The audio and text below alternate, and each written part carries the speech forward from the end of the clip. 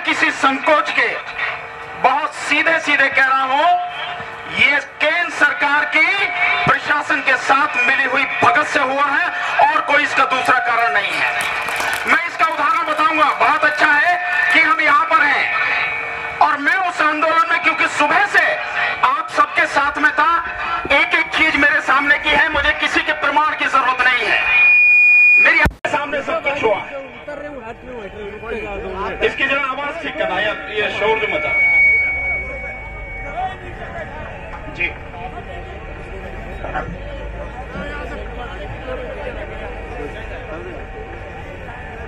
और इसके लिए साथियों, कोई गोदी मीडिया है या कोई और मीडिया है या कोई सरकार है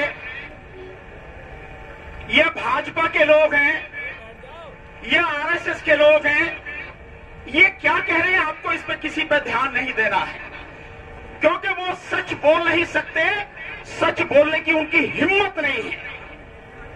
अगर वो इतने ही फिक्रमंद हैं कि लाल किले पर झंडा फहरा दिया गया, तो क्या इस बात का जवाब है उनके पास में कि प्रधानमंत्री ने राष्ट्रीय धरोहर को किसी प्राइवेट कंपनी को, प्राइवेट व्यक्ति को कैसे दिया? दे इस बात का जवाब। ये उनकी जागीर तो नहीं थी, देश की संपत्ति है, आपने किस अधिकार से डालमिया को दे दिया वो? और एक नहीं है, ऐसे कितने उदाहरण हैं जो पूरा देश प्रधानमंत्री ने बेच दिया। आप पहले भी सुन चुके होंगे, साथी बता के गए होंगे, सोशल मीडिया पर लगातार आप देख रहे हैं, किसी भी आरएसएस के व्यक्ति में, किसी भी बीजेपी के व्यक्ति में और किसी भी दलाल और गुलाम मीडिया में इतनी हिम्मत नहीं है जो इस बात का जवाब दे सके, और जिस आदमी ने झंडा फहराया प्राइम मिनिस्टर के साथ में बैठकर फोटो कैसे खिंचवा रहा, देना इस बात का जवाब। कैसे वो गृह मंत्री के साथ में बैठा हुआ मीटिंग कर रहा, जवाब उसके साथ में कैसे फोटो खींचे हुए हैं? हिम्मत है तो दो इसके अलावा। और थोड़ा और पीछे चले जाते हैं, ध्यान है राजस्थान के हाई कोर्ट पर भगवा लगाया गया था, कोई भूला तो नहीं होगा? जयपुर में जो घटना घटी थी, कौन थे वो लोग? क्या किया उस समय तुमने? कुछ नहीं किया।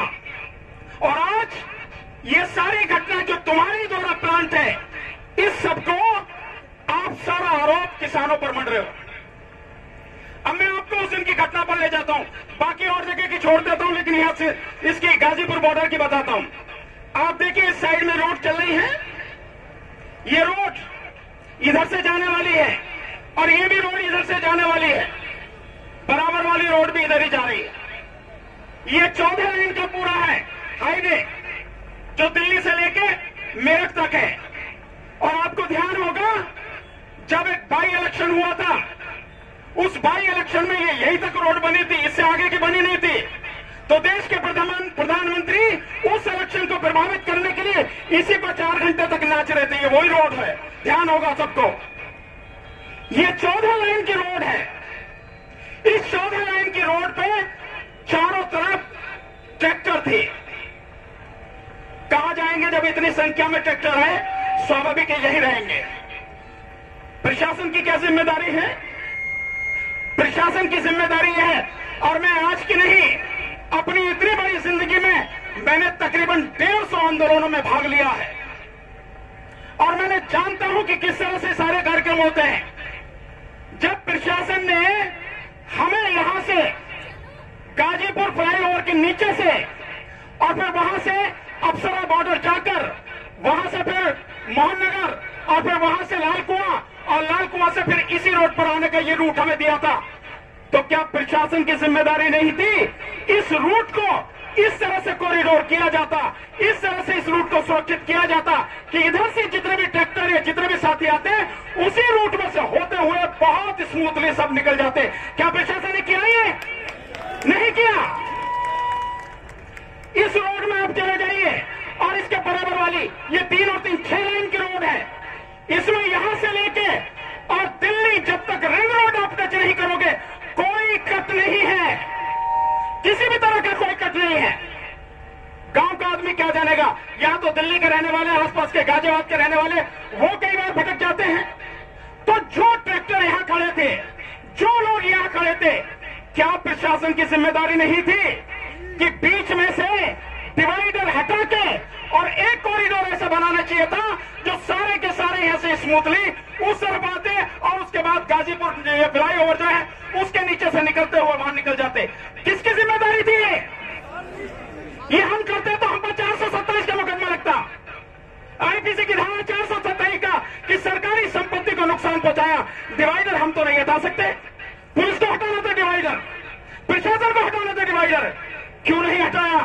क्यों? क्योंकि आपके आकाओं ने कह रखा था इस आंदोलन को बदनाम करना है और इससे बढ़िया कोई मौका नहीं है, इसलिए आपने बीच में से डिवाइडर नहीं हटाए, जिसकी वजह से ये सारी व्यवस्था गड़बड़ हुई। जिम्मेदार कौन है? आप हैं जिम्मेदार।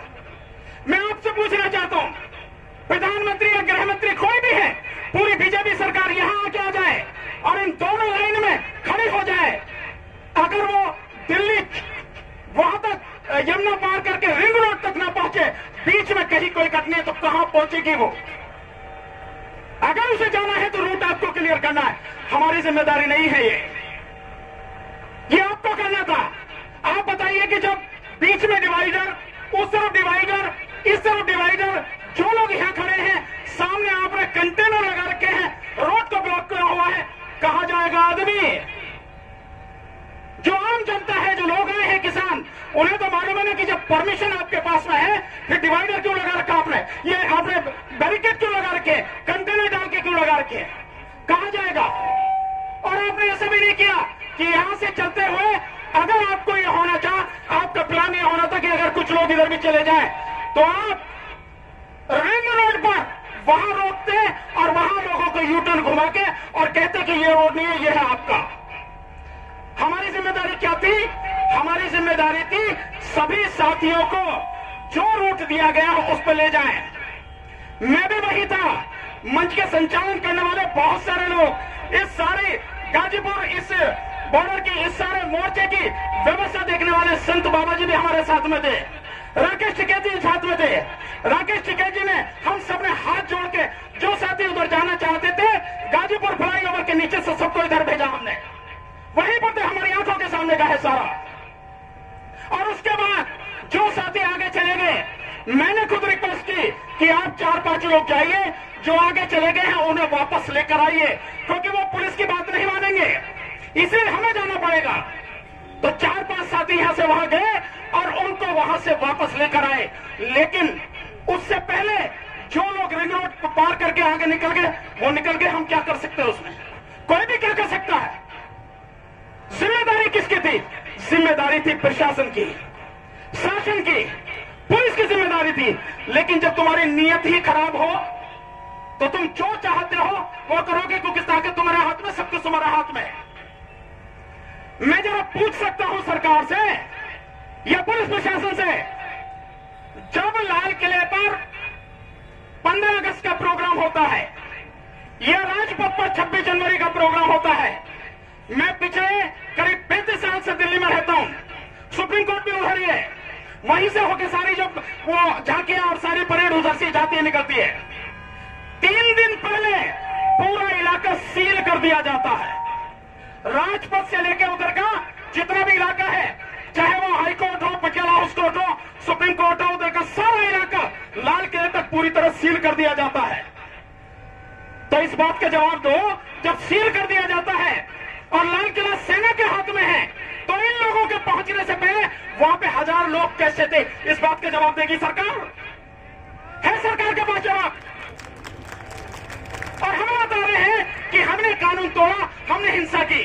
हमारे किसी व्यक्ति ने हिंसा नहीं की, हमारे किसी व्यक्ति ने कोई गलत काम नहीं किया, हमारे किसी व्यक्ति ने अनुशासनहीनता नहीं की। ये तुम्हारी ही नाकामयाबी थी, तुम्हारी साजिश थी, जिसकी वजह से हमारे कुछ साथी भटक गए और उन्हें आगे जाके आपको रास्ता दिखाना था, वो आपने नहीं किया। उसका सारा इल्जाम हम पे थोप दिया, जिसकी वजह से कितने लोगों को चोटें आई। जिम्मेदार कौन है? आप जिम्मेदार हैं। और आप में इतना नैतिक साहस भी नहीं है, क्योंकि नैतिकता आपकी मर चुकी है, साहस आपका खत्म हो चुका है, क्योंकि आप षड्यंत्रों के अलावा, हिंसा के अलावा कुछ जानते नहीं है। इसीलिए ये हिंसा जो करवाई आपने करवाई, पकड़ो ना जाके उसको। आज 25 तारीख का दिल्ली के जो पुलिस कमिश्नर हैं उनका बयान सुनिए आप, मीडिया में चल रहा है। उन्होंने ये कहा था हमने सारी व्यवस्था कर ली है, सब लोगों से बात हो गई है, सारे रास्ते तरीके से हमने उनका सब कुछ बैठ के आपस में बात कर ली है, और हमें यह भी पता है कि कुछ अराजक तत्व इसमें घुसे हुए हैं, हमने उनको आइडेंटिफाई किया। ये बात मेरी सुनना आप और मीडिया में सुनना, ये पुलिस कमीशन का बयान है, मेरा नहीं है। तो जब आपने उनको आइडेंटिफाई कर लिया है और जो भी होगा हम देखेंगे, कोई दिक्कत होगी नहीं। गणतंत्र दिवस पर सारी सुरक्षा की जिम्मेदारी किसकी है? दिल्ली पुलिस की, हमारी नहीं है। हम आपको सहयोग कर रहे हैं, इसीलिए जो रूट बताया हम उससे जा रहे हैं।